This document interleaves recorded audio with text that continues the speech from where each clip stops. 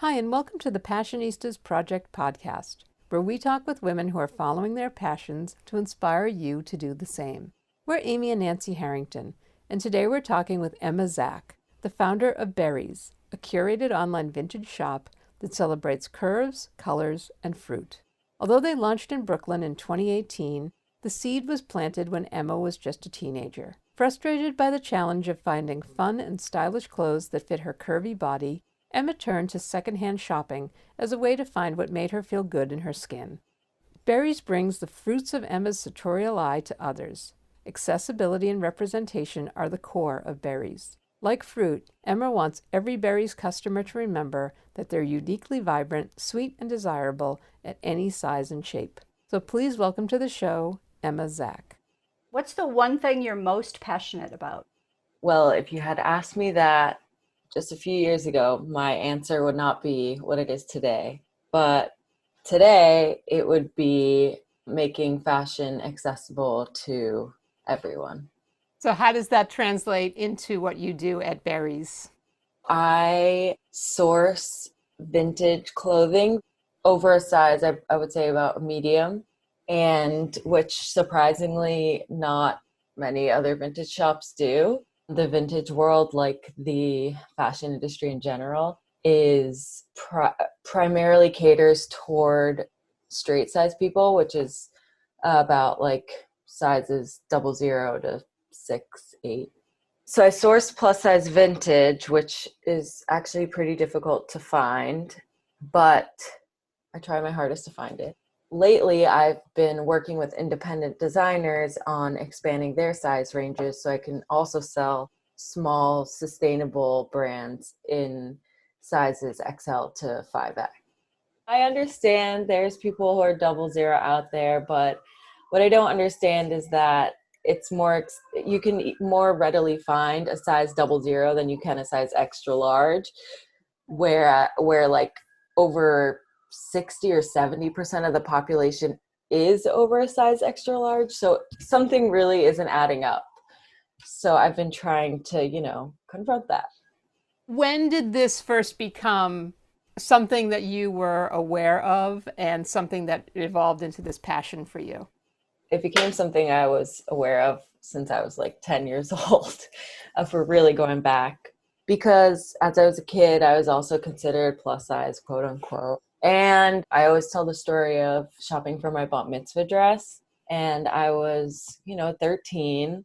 I was plus size, but I wasn't like above a size 12, women's 12, And I, for the life of me, could not find a dress.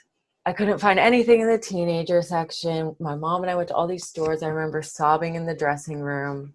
And that's when I kind of let fashion let me down. And I was like, I just can't find anything in my size, And then it wasn't until a few years ago that I was so fed up with it that I was like, you know what, I'm sick of this. I love fashion and I'm sick of never finding anything in my size. It's just absurd.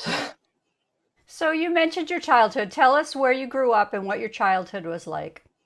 I grew up in Brookline, Massachusetts, which is a suburb right outside of Boston. I had a good childhood, love my parents, shout out to them. But my sister and I were both always plus size. So it was something that, or weight and body image and clothing was always something that we discussed in our house, whether it be positively or most of the time negatively. Because even 20 years ago, it was not like it is today.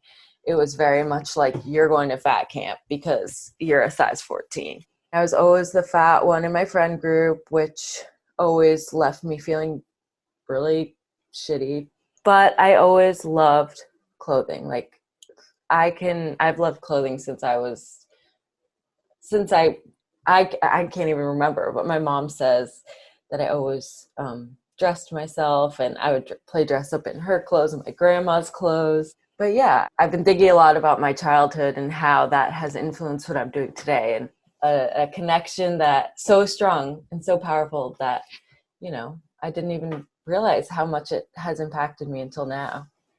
Who were some of your positive fashion influences when you were a kid?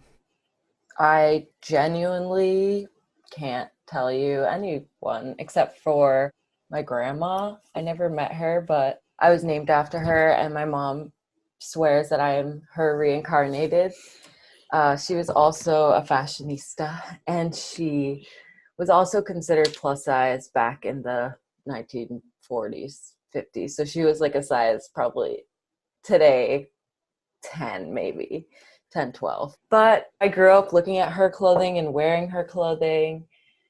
And other than that, I mean, it's sad, but I never saw anyone who looked like me in the media. So I didn't really have anyone to look toward.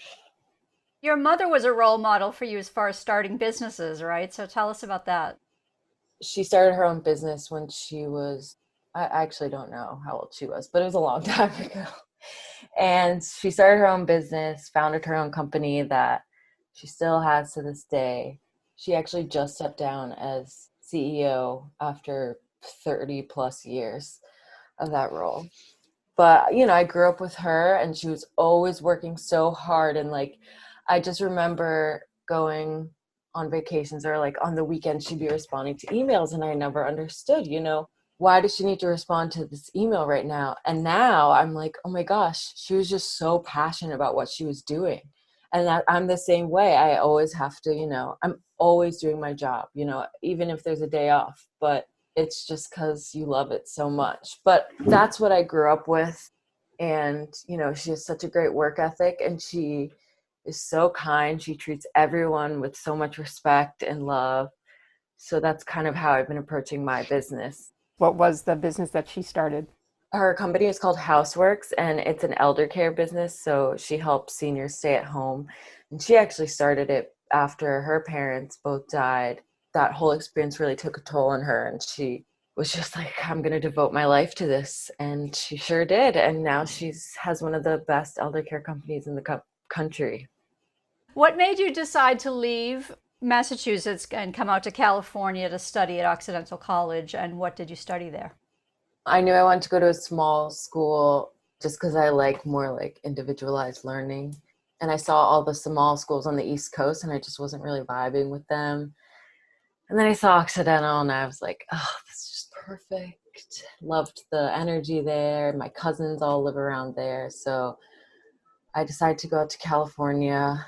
But I actually went to college, and in my freshman year of college, took this class called the Prison Industrial Complex about the United States prison system and race in America. I learned about the prison system, and I thought it was the most abhorrent. It was just atrocious. I did an internship with the ACLU of Southern California's Jails Project, and that's when I decided that I wanted to go into criminology and work in criminal justice. So that's what I studied in college. That's a pretty far away field from fashion. So, how long did you work in that area and how did you make that transition? After college, I moved back to Boston and I got a job at the CPCS Innocence Program, which is part of the Public Defender's Office in Massachusetts that helps get innocent people out of prison. So I worked there for about 2 years and then got another job in the field at the Innocence Project in New York City, which is like the head organization. So I moved to New York City for that job for 4.5 years ago. And I actually only left that job in December. And what did you do there? What was that work like? It was very difficult. So when I first started, I was more of a paralegal. I would answer all the calls. So I'd be on the phone with all of our clients all day. And it was just very mentally draining and difficult, but I learned so much. And then I became a case analyst. So I would analyze all the cases that came into the project and decide if it was a case that we should, you know, pursue or not. Then that road became just so draining because I was literally reading about rape and murder all day, every day.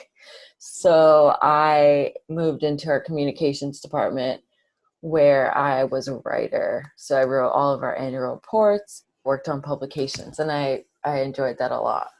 In your spare time, were you starting the fashion company? About 2 years into my job at the Innocence Project, my friend and I were just at my house, and I was like, Vanessa, I'm going to start selling vintage clothing online. And she was like, okay, cool. So we just inventoried a few pieces that I already had and made an Instagram and just started from there. And then, yeah, so it's funny. It was totally just, I wasn't thinking of it as a business or anything. I was just thinking of it as like a side hobby that would get me kind of distracted and away from my day job, which was so mentally draining. Did you start by looking for pieces for yourself and then you found you just had enough that you wanted to sell? Like, how did that happen? So I was really into vintage, and at the time, I don't know if you know about the like Instagram vintage scene, but a few years ago, businesses started using Instagram as a selling platform to sell vintage clothing, home decor. So I was really into this world because I loved sustainable fashion and obviously I love vintage, but I was never, ever, ever able to find anything in my size. And at the time I was like a 12, 14. So that's wild. So I would buy pieces from these other sellers and, they would model the pieces on models that were like size 4. And something that's size 4 that looks oversized on that model, I would get it and it wouldn't even go over my arms. So to make a long story short, I just kept buying this, really hoping that one day I'd find some stuff that fit me. And most of it didn't. And so that was where my first batch of shit came from. And then obviously I started to have to go and get more. But it really came out of just like, ugh, stuff doesn't fit me. Ugh, I have so much of it. And also, I didn't see anyone on the internet, on Instagram, selling clothes for vintage for plus size people. So I was like, I'm going to just do this myself. It's out there, It's not like plus size people didn't exist back in the day. So once you started selling on Instagram, were you surprised by how many people were connecting to what you were doing? I'm trying to remember how it grew so quickly, but it did. But honestly, people would, and I still to this day get all these messages that are like, oh my God, I'm so happy I found you. There's no one else doing this.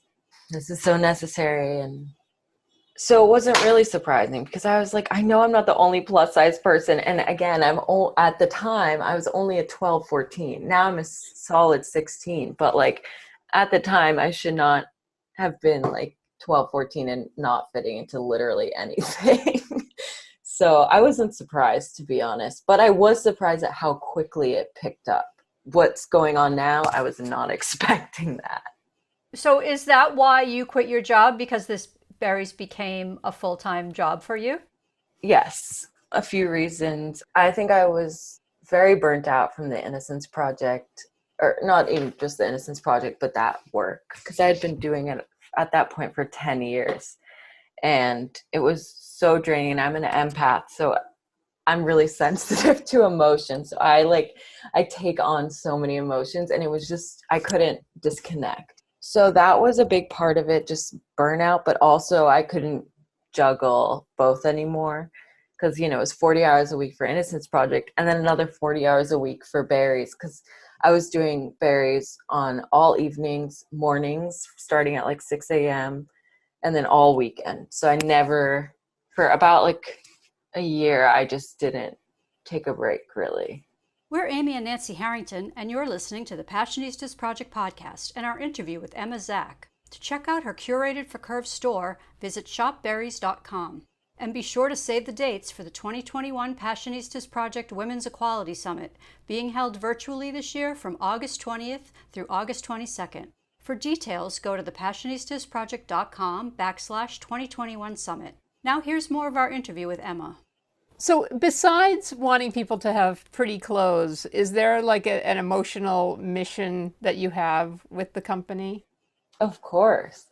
I mean, I think it's so much more about pretty clothes. It's about being able to go somewhere and not feeling defeated and like someone doesn't care about you. Because I even 2 weeks ago, I went and visited my mom. My mom was a size 8, I would say. We went to the mall for the first time in about 2 years. And we literally couldn't go into any stores because there was not a store in the mall that had anything of my size.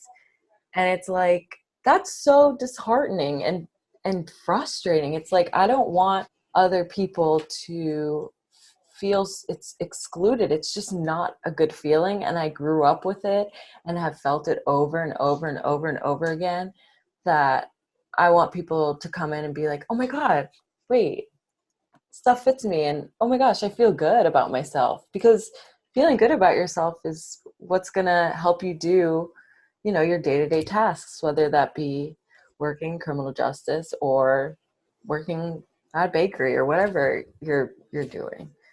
I think clothes are so much more than just how they look. And I've really been getting in touch with that, especially during quarantine. So they're a form of self-expression. How do you use fashion as self-expression? I love to express myself through fashion.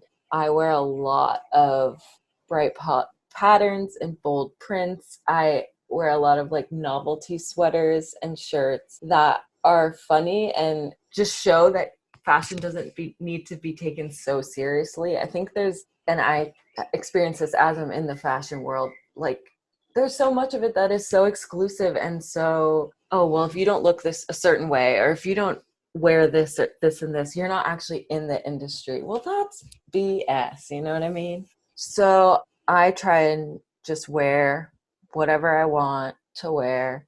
Right now I'm wearing lime green shorts, this really weird top, and this big flower necklace. And yeah, I just encourage people to not listen to the quote unquote rules in fashion. Just if you like a shirt that's really bright, but you're, bigger, wear it. Who cares, if it's quote unquote flattering. How has COVID affected your business? It's been weird because before COVID, I was able to do pop-ups every weekend to make money. And during COVID, I obviously had to switch to a 100% e-com platform. So now I'm back. I'm doing this 100% e-com. And now, of course, as I finally figured it out, pop-ups are happening again. But business honestly I've been growing, but I've been learning how much it takes and costs to grow and sustain a business. And that's been probably the hardest part for me. And it just gets me so frustrated every time I think about it, which is every day. Yeah, so COVID has not been great for business, but it's also on the flip side, it has been great because my company has grown. So now what are your future plans for Berries? So I have so many. This is my biggest problem, is that I have so many ideas, but I also truthfully, I have ADHD. So my ideas are literally everywhere. I cannot sit still or focus. But my goal right now, one of them is, I've been, like I said earlier, working with independent women designers who are extending their size line for Berries. And these designers, the clothing is a bit more expensive than I usually sell, but that's just because all the designers are sustainable, and the fabrics are all just really beautiful fabrics, and everything is just hand dyed or whatever it may be. Everything is meticulously crafted. And on top of that, I'm making sure that for each garment that I put out, I fit it on plus size people before it goes into production, so that we're not just grading up from small sizes to plus sizes. It's we're actually going to fit this garment on a plus body so that it's actually true to size, where it's not that problem of okay, size 16 fits like a size 10. You know what I mean? Which I'm so sick of designers these days doing that, because so many are we're size inclusive, and then their size 16 won't even go on my foot, So that's one.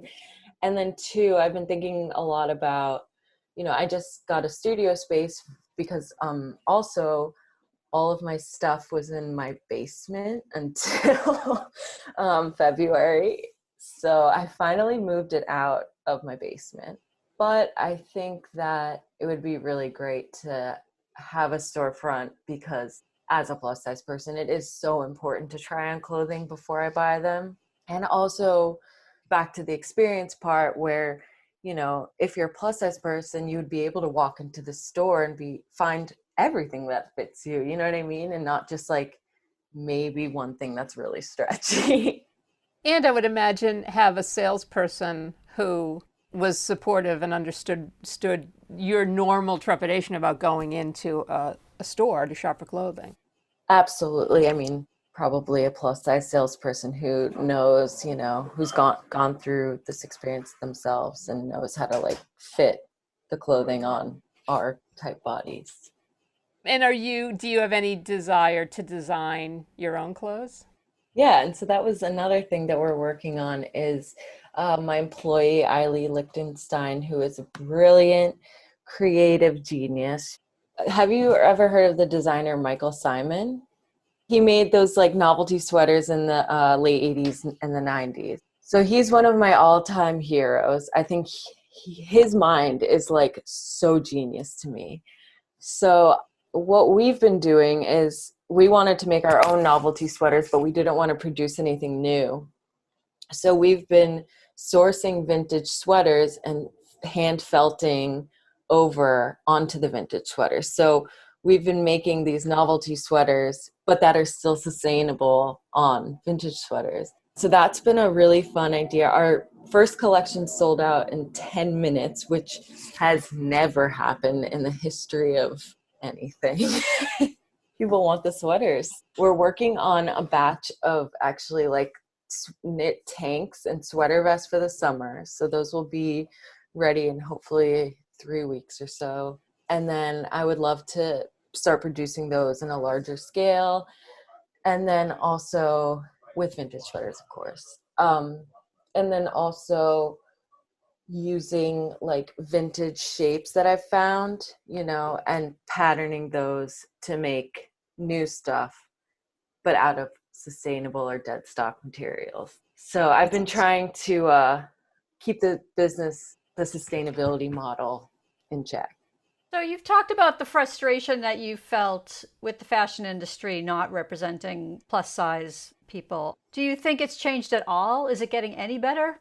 It absolutely is. It's even the past year, there's so many brands popping up that are like actually trying. I mean, I have to shout out this one brand called Ray, Wray. And she is just so brilliant because she just extended her size range up to a 6X, but the clothing is not like, how a lot of, no offense, plus size clothing is not cute. So she is making plus size clothing that's like actually wearable art. You know what I mean? So that's great. And then, yeah, there's so many brands, not so many, but there's a lot of brands popping up and doing that. At the same time, though, there's still so many that aren't doing it or doing it so wrong, like being like, we sell size XXL and the XXL fits like a large. And another thing is that the fashion media itself is changing in that like brands are hiring plus size models. Like, I don't know if you've seen Athleta just extended their sizes, Target, big companies are finally getting hip to it, What advice would you give to a young woman who wants to follow her passions like you have?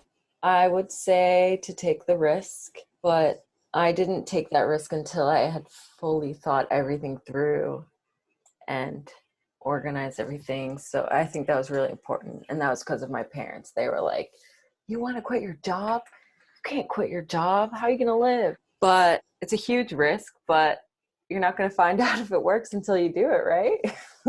If it doesn't work, then there's a whole long life ahead of you. So take the risk. Thanks for listening to the Passionistas Project podcast and our interview with Zack. To check out her Curated for Curves store, visit shopberries.com.